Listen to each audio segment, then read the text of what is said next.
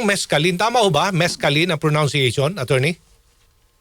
Yes, Sir Aljo, mescaline po. Okay, mescaline. Yung mescaline, that's a chemical substance na nakikita doon ho sa naipalabas nating advisory, yung cactus na species niya is Lophophora williamsi. Commonly known yun as peyote. Ngayon, yung halaman po na ito po yung naglalaman ng mescaline. Okay. Ano pong nito? Bakit ho napakadelikado ito sa kalusugan ng tao? Paano po ito pinapasok sa katawan ng tao? Ang pagpasok po sa katawan ng tao po to maaari po by ingestion. Ibig sabihin, through the mouth, kinakain.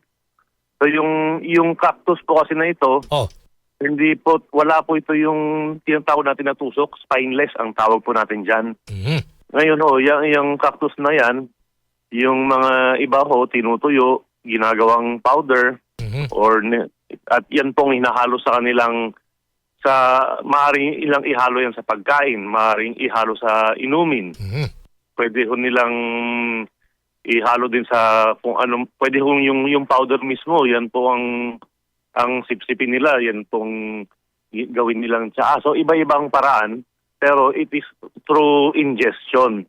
Yan yung halaman po naman ho na yan, kapag kinain po natin, at yan po ay may halong mescaline sa loob. Kasi yung mescaline, that's part of that plant. Pag yan pong na-ingest po natin, yan po ang nagdudulot ng adverse effect sa ating katawan. Anong adverse? Anong klaseng epekto ito sa katawan?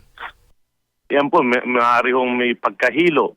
Meron naman yung pagkakasakit sa ulo. At the most, maaari hong hallucination. So, depende ho sa katawan ng tao. Iba't iba ho yung epekto dahil ho yung katawan ng tao po may iba't ibang metabolism po tayo. So, it depends on how the body breaks down the enzymes of this mescaline.